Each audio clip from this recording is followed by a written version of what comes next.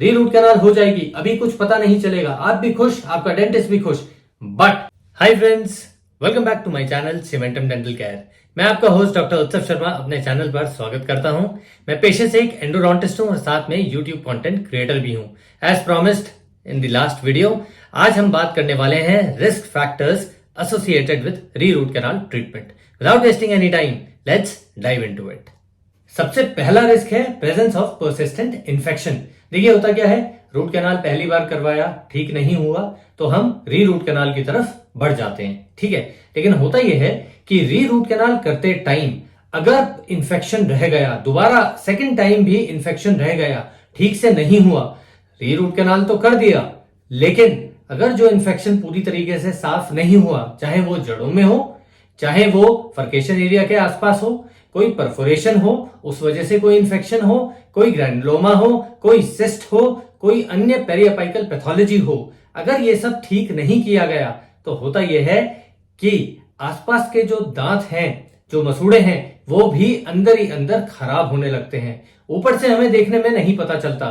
कई बार पेशेंट के दांत एसिम्प्टोमेटिक होते हैं। मतलब क्या है, दांत आपसे बात नहीं कर रहा, दांत आपको कोई सिम्टम नहीं देगा, आपको कोई पेन नहीं है, लेकिन अंदर ही अंदर आसपास के आजू बाजू वाले दांत भी धीरे धीरे खराब हो रहे हैं। और एक दिन हमें लगता है कि यार बहुत ज्यादा दर्द हो रहा है इसी दांत में जिसमें री रूट कैनाल करवाया था। जब आप डेंटिस्ट के पास जाते हैं तो डेंटिस्ट आपको बताते हैं कि 2 बार इसमें री रूट कैनाल हो चुकी है, पर वो भी ढंग से नहीं हुई है, अतः इसे आप निकलवा दीजिए। तो सबसे बड़ा कारण यही बन जाता है कि सेकेंड टाइम भी जो रिस्क फैक्टर है, यदि ठीक से ना किया जाए री रूट कैनाल, तो आसपास के दांत ले डूबता है। हमेशा ध्यान रखिए, जब आप री रूट कैनाल करवा रहे होते हैं तो अपने डेंटिस्ट से पूछिए, वार्तालाप कीजिए, सवाल कीजिए, प्रश्न कीजिए और उनसे कहिए कि डॉक्टर साहब अच्छे से आप इसका इन्फेक्शन निकाल दीजिएगा, तभी आपका दांत बच पाएगा, नहीं तो आसपास के दांत भी डेफिनेटली खराब हो जाएंगे। सेकंड रिस्क फैक्टर है presence of complex root canal anatomy. मैंने पिछले वीडियो में भी आपको बताया था कि जब हम आरवीजीज लेते हैं, ओपीजीज लेते हैं, सीबीसीटीज करवाते हैं, तो हमें पता चलता है, हमें ये ज्ञात होता है कि जो रूट का स्ट्रक्चर है बहुत ज्यादा कॉम्प्लेक्स है, कॉम्प्लेक्स एनाटॉमी है। तो यदि आप ट्रेन्ड स्पेशलिस्ट या एंडोडोंटिस्ट से री रूट कैनाल नहीं करवाते हैं तो दिक्कतें ये आ सकती हैं कि री रूट कैनाल करने के चक्कर में दूसरी बार फाइल टूट जाए, कोई इंस्ट्रूमेंट सेपरेशन हो जाए, या फिर जड़ें अच्छे से साफ ना हो पाए। प्रॉब्लम वही आ जाएगी, प्रेजेंस ऑफ परसिस्टेंट इन्फेक्शन। री रूट कैनाल तो ट्रीटमेंट अच्छे से नहीं हुआ, लेकिन कर दिया गया, जैसे तैसे कर दिया गया, लेकिन जड़ों में अभी भी इंफेक्शन है।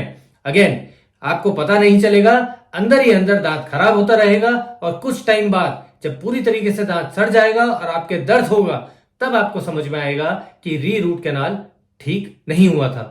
So this was the second important risk factor associated with re-root canal treatment.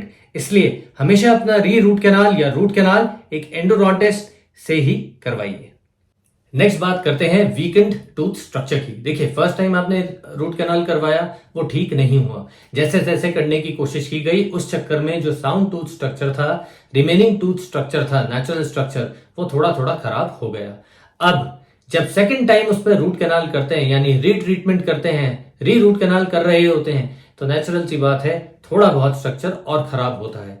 कुल मिलाकर बात यह है, जो सही स्ट्रक्चर था पहली बार खराब हुआ, दूसरी बार जब कर रहे थे तो और खराब हुआ। अल्टीमेटली जो स्ट्रेंथ थी दांत की, जो एक दांत की शेल्फ लाइफ थी, कितना लंबा चलना चाहिए था, वो बहुत ज्यादा कम हो गया। अल्टीमेटली होता क्या है, री रूट कैनाल ट्रीटमेंट कर तो दिया जाता है पर वो लंबा नहीं चलता। फिर मन में ये बात आती है कि डेंटिस्ट ने अच्छा रूट कैनाल ट्रीटमेंट या रीट्रीटमेंट नहीं किया। तभी मैं कहता हूं, पहली बार आप रूट कैनाल करवा रहे हैं या री रूट कैनाल करवा रहे हैं, सो प्लीज एक एंडोडोंटिस्ट से ही अपना रूट कैनाल ट्रीटमेंट करवाइए। कमेंट में आप लोग मुझे बताना, आप में से कितने लोग डेंटिस्ट के पास जाकर उनसे पूछते हैं कि डॉक्टर साहब आपके इंस्ट्रूमेंट साफ हैं या नहीं, आपने अच्छे से स्टेरिलाइजेशन प्रोटोकॉल फॉलो किया है या नहीं। देखिए एक बात मैं आपको बताता हूं, अगर इंस्ट्रूमेंट साफ नहीं है, हमें आंखों से नहीं दिखते, माइक्रो लेवल पे हमें जो बैक्टीरिया है, जो गंदगी है, वो हमें कभी नहीं दिखती।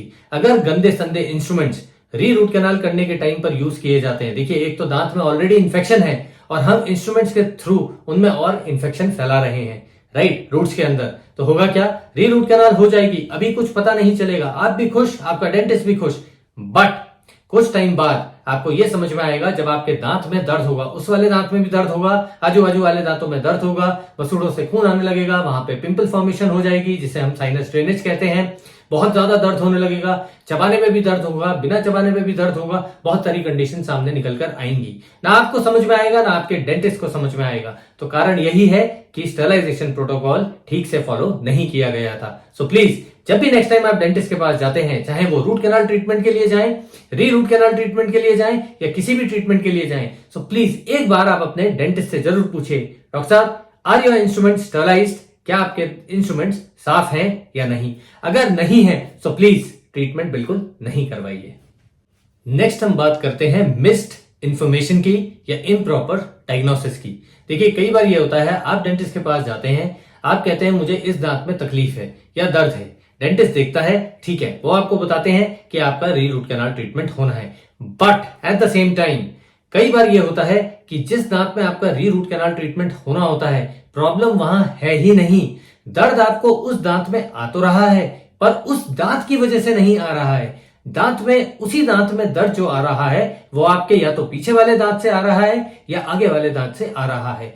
तभी मैं कहता हूं, जब भी आप डेंटिस्ट के पास जाते हैं, आप अपना पूरा टाइम दीजिए डेंटिस्ट को और अपने डेंटिस्ट से पूरा टाइम लीजिए। लेट हिम डायग्नोज, पहले पूरे अच्छे से डायग्नोसिस करने दीजिए। हमने देखा, हमने पूरा डायग्नोज अच्छे से नहीं किया, फटाफट री रूट कैनाल कर दिया, आप भी खुश, आपका डेंटिस्ट भी खुश, आप घर चले जाते हैं, पर कुछ दिन बाद आप सेटिस्फाई नहीं होते क्योंकि दांत में दर्द तो अभी भी आ रहा है। फिर आपके मन में ये दिक्कत आती है, ये सवाल आता है, शंका आती है कि क्या मेरे डेंटिस्ट ने री रूट कैनाल ठीक से नहीं किया या फिर मैंने उसे कुछ ठीक से नहीं बताया। सो प्लीज, जब भी आप डेंटिस्ट के पास जाते हैं, अपना पूरा टाइम दीजिए, अपने डेंटिस्ट का पूरा टाइम लीजिए और उनसे कहिए कि सर प्लीज आजू बाजू वाले दांत भी एक बार चेक कर लीजिए, क्योंकि कई बार ऐसा होता है जो हमें दिखता है वो एक्चुअल में होता नहीं है।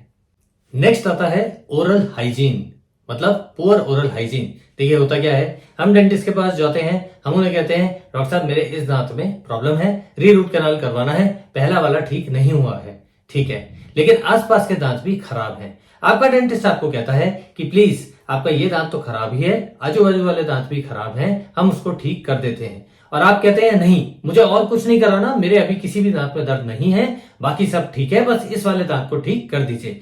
मैं आपको एक इंपॉर्टेंट बात बताता हूं, पुअर ओरल हाइजीन की वजह से अगर आसपास के दांत खराब हैं तो री रूट कैनाल करते समय उस दांत में इंफेक्शन और बढ़ जाता है। आसपास का बैक्टीरिया माइक्रो लेवल पे जो हमें आंखों से नहीं दिखता, वो उसमें जाके एक्यूमुलेट हो जाता है। होता यह है कि आपका री रूट कैनाल आपने करवा लिया, आप खुश, आपका डेंटिस्ट खुश, आप घर चले जाते हैं, पर कुछ टाइम बाद आपको समझ में आता है, क्या समझ में आता है कि इस वाले दांत में अभी भी दर्द हो रहा है। तो आजू बाजू वाले दांतों के कारण आपका ये दांत भी ठीक से नहीं ठीक हो पाया। सो प्लीज, यदि आपका डेंटिस्ट आपको कहता है कि खाली री रूट कैनाल मत करवाइए, आजू बाजू वाले दांत भी खराब हैं, उन्हें भी ठीक करवाइए, नहीं तो ये दांत ज्यादा नहीं चलेगा। सो प्लीज अपने डेंटिस्ट पर ट्रस्ट कीजिए और उसकी बात मानिए। I hope you guys enjoy this video. अगर वीडियो अच्छा लगा तो लाइक शेयर कमेंट जरूर कीजिए। आपके कोई प्रश्न है, सवाल है, आप हमें पूछ सकते हैं cementumdentalcare@gmail.com पर। नेक्स्ट वीडियो में मैं आपको बताऊंगा कितना टाइम लगता है री रूट कैनाल करने में, single visit, 2 visit, 3 visit, 5 visit या पूरा 1 साल। Stay happy, stay healthy and see in the next video. Bye.